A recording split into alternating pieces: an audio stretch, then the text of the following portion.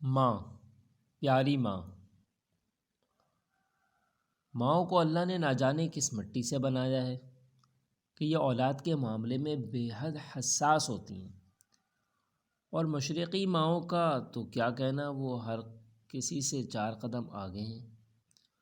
خصوصاً بیٹوں کے معاملے میں ان کی سوئی صحرے کے پھولوں میں ہی اٹکی رہتی ہے۔ بیٹا ابھی لنگوٹ باندھے پالنے میں لیٹا ہوتا ہے اور ماں جیوے بنٹرا کے گیت الاپنے لگتی۔ جب سب ماؤں کی مٹی ایک جیسی ہے تو بھلا میری اماں کسی سے پیچھے کیوں رہتی؟ جو نہیں مجھے سونی کمپنی میں نوکری ملی تھی، ان کا مجھے سہرا لگا کر گھوڑی چڑھانے کا ارمان انگڑائیاں لے کر جاگ اٹھا تھا۔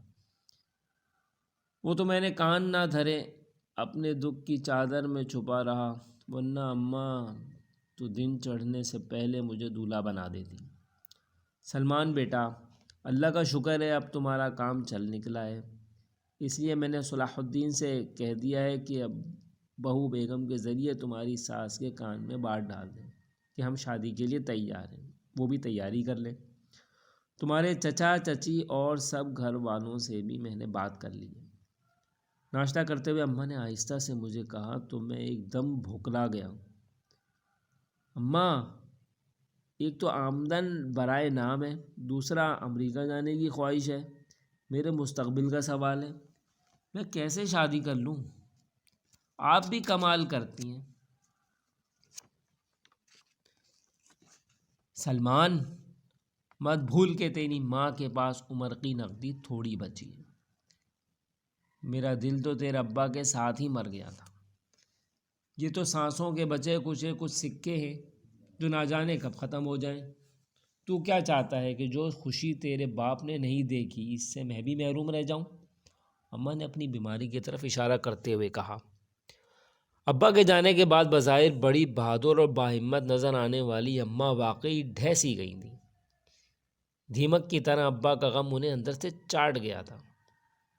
اب نہ لہجے کی وہ گرج تھی، نہ آواز میں وہ دھمک۔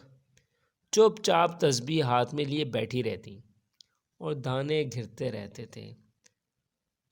غم گسار بھی تو چل بسی تھی۔ ابا کے تیسرے مہینے ہی بوا بھی اللہ کو پیاری ہو گئی تھی۔ کمبخت نام کا معمولی سا بخار تھا جو چڑھا تو اترنے کا نام ہی نہیں لیا، موت کا پیغام بن کر آیا اور دم لے کر ہی ٹلا۔ سنگی ساتھی ہم نوالا و ہم پیالہ ہی بچھڑ گئے تو دل کی باتیں بھی دل کی ہو کر رہ گئیں۔ کتنا ہی عرصہ گزر گیا، اماں بھی بابل کے دیس کو بھی یاد نہیں کیا تھا۔ حجر نے چولہا بدلا تو اماں کی زندگی کی طرز ہی بدل گئی۔ اماں کو دیکھ کر میرا دل مٹھی میں آ گیا۔ ایسا کیا دیکھ رہے ہو؟ انکار کرتے ہوئے ماں نے بڑھاپے پر ترس کیوں نہیں آیا تمہیں؟ مجھے اپنی طرف دیکھتا پا کر اماں نے ڈانٹا۔ اماں، میری پیاری اماں، سلمان کی جاں آپ پر قربان، میری کیا مجال میں آپ کے حکم سے انکار کروں؟ میں تو بس اس لیے کہہ رہا تھا کہ ابھی میری نوکری بھی اتنی اچھی نہیں اور میرے شوق کا بھی آپ کو علم ہے۔ آپ کی بہو کے حقوق کیسے ادا کر سکوں گا؟ روز روٹ کر میکے جا بیٹھے گی تو سب آپ کو ہی تانا دیں گے کہ کیسا نالائق بیٹا ہے جو بیوی کو خوش نہیں رکھ سکتا۔ میں نے اماں کا دل بہلانے کو کہا۔ یہ بال دھوپ میں سفید نہیں ہوئے بیٹا، اچھی طرح جانتی ہوں جتنی وہ تم سے ناخوش ہوگی اور کتنی روٹ کر میکے دوڑے گی۔ رہی روزی روٹی کی بات، ہم نے اپنے بڑوں سے یہی سنا ہے کہ اولاد مرد کا مقدر اور رزق عورت کا نصیب۔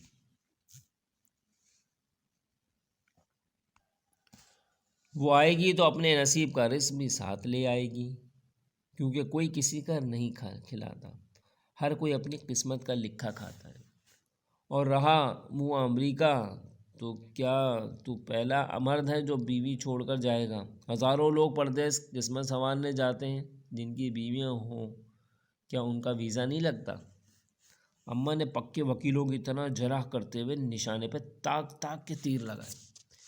دلیل کے ساتھ ہر سوال کا جواب ان کے پاس موجود تھا۔ انہوں نے منٹوں میں مجھے لاجواب کر دیا۔ ٹھیک ہے اماں، جو آپ کی مرضی، جیسے آپ خوش ویسے میں خوش۔ اماں کے چہرے پہ نہ جانے کیا تھا کہ میں چاہنے کے باوجود انکار پر قائم نہ رہ سکا، اور ان کے ہاتھوں کو تھام کر ان کی ہاں میں ہاں ملاتے ہوئے کسی چھوٹے بچے کی طرح ان کی گود میں سر رکھ کر لیٹ گیا۔ جگ جگ جیوے میرے بیٹے، سدا سلامت رہو، من کی مراد پاؤ۔ جی خوش کر دیا تم نے۔ انہوں نے میرے سر پر ہاتھ پھیرتے ہوئے مجھ پر دعاؤں کی برسات کی۔ اللہ آپ کا سایہ بھی ہمارے سروں پر سلامت رکھے، آمین۔ میں نے سچے دل سے اماں کا ماتھا چومتے ہوئے دعا کی۔ سلمان بیٹا، میرے جیتے جی گھبرانا نہیں۔ جہاں اتنے لوگ کھاتے ہیں وہاں تیری بیوی بھی 2 روٹیاں ہم پہ بھاری نہیں ہوں گی۔ میں ہوں نا خیال رکھنے کو، تو جیسے چاہے اپنے شوق پورے کرنا، میری دعائیں ہمیشہ تیرے ساتھ رہیں گی۔ میں جانے لگا تو میرا ہاتھ پکڑ کر اماں نے کہا، اور میں دعائیں لیتا گھر سے نکل آیا۔ میں شام کو گھر آیا تو معلوم ہوا کہ اماں کی طبیعت ناساز ہے۔ سب گھر والے ان کے گرد جمع تھے۔ میں بھی ان کے پاس جا کر بیٹھ گیا۔ مجھے دیکھتے ہی انہوں نے بڑے بھیا سے میری شادی کی بات چھیڑ دی۔ اماں، ابھی آپ کی طبیعت ٹھیک نہیں، آپ ٹھیک ہو جائیں تو پھر بات کریں گے، بڑے بھیا نے کہا۔ صلاح الدین، مجھے کچھ نہیں ہوا۔ میری آخری خواہش ہے کہ میں سلمان کو دولہا بنا دیکھتی چاہتی ہوں۔ تم کل ہی عارفہ بہن کو اطلاع کرو، ہم ان کی طرف تاریخ لینے جائیں گے۔ بات کرتے کرتے ان کا دم اکھڑنے لگا تو وہ کھانسنے لگی۔ اماں جی، آج صبح امی جان سے بات ہوئی تھی، میری آپ کی خیریت پوچھنے کے لیے فون کیا تھا۔ انہوں نے بتا رہی تھیں کہ کل وہ آپ کی عیادت کے لیے آئیں گی۔ بڑے بھیا کے بجائے بھابھی بیگم پانی کا گلاس اماں کے لبوں سے لگاتے ہوئے بولی، یہ تو اور بھی اچھی بات ہے، 100 بار آئیں، ان کا اپنا گھر ہے۔ بہو بیگم اپنی نگرانی میں ذرا اہتمام سے کھانا تیار کروا لینا، اور تم سلمان کل کہیں مت جانا، گھر پر ہی رہنا۔ ایک گھونٹ پانی پی کر سانس بحال کرتے ہوئے وہ پھر بولی، اور پھر ہانپ کر آنکھیں موند لیں۔ اماں، آپ کو ڈاکٹرز نے آرام کا مشورہ دیا ہے، آپ اب کچھ دیر سو جائیں۔ بڑے بھیا ان کی کھانسی سے بے چین ہو رہے تھے، جو بولنے کے باعث بار بار ان کو تکلیف کا سبب بن رہی تھی۔ سارے احکامات جاری کیے جا چکے تھے، سو تکیے پہ سر رکھتے ہی انہوں نے آنکھیں موند لیں۔ میں کافی دیر تک ان کے پاؤں دباتا رہا، نیند کا غلبہ تھا تو میں ان کے پاس ہی سو گیا۔ اگلے دن ابھی سب ناشتے سے فارغ ہوئے ہی تھے جب میرے ساس سسر کثیر مقدار میں موسم کے پھل، جوس کی بوتلیں، فروٹ، کیک کے ڈبے لیے یہاں پہنچے۔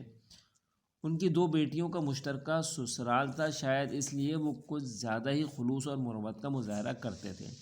اس بات کا اندازہ پھلوں کی پیٹیاں دیکھ کر ہی لگایا جا سکتا تھا، جو فقط ایک مریض کے لیے ہرگز نہیں تھیں بلکہ یقیناً سارے کنبے کے لیے کافی تھیں۔ تقریباً درجن کے قریب مختلف قسم کے جوس کی بوتلیں بھی اس بات کا زندہ ثبوت تھیں۔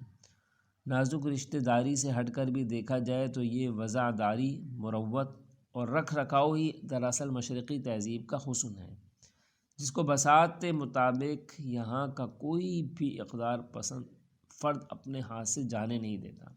وہ بہت خوش دلی سے اماں سے آ ملے اور اماں بھی انہیں دیکھ کر بہت خوش ہوئیں۔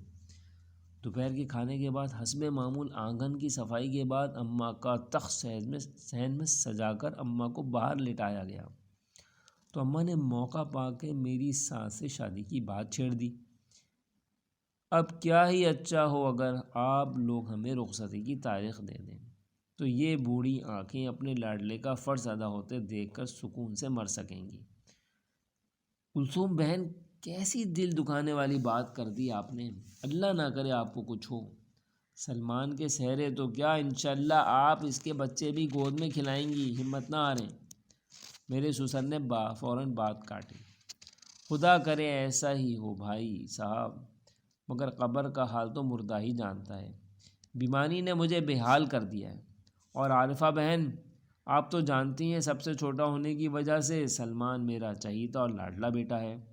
سب کی خوشی ایک طرف اور ہمارے لیے اس کی خوشی ایک طرف۔ طویل بیماری موت کی دستک کا نام ہے۔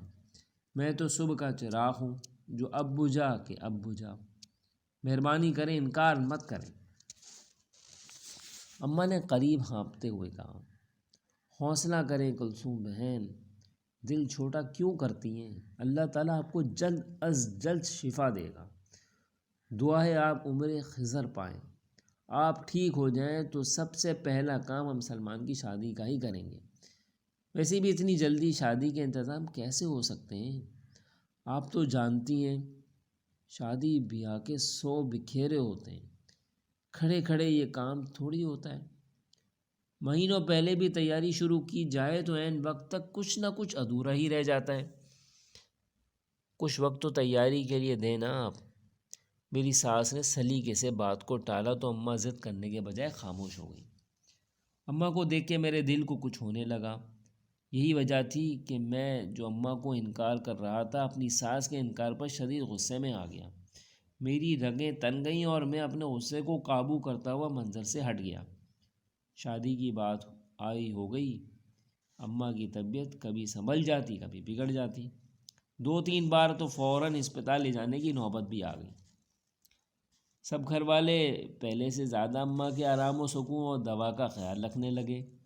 پراپر غذا ان کے لیے بہت ضروری تھی، جبکہ وہ کھانے پینے سے بہت کترانے لگی تھی۔ اس لیے ہم بھائیوں میں سے کوئی نہ کوئی ہر وقت اماں کے پاس گھر رہنے لگا۔ خصوصاً میرا زیادہ وقت ان کے ساتھ گزرتا تھا کیونکہ وہ میری بات مان لیتی تھی۔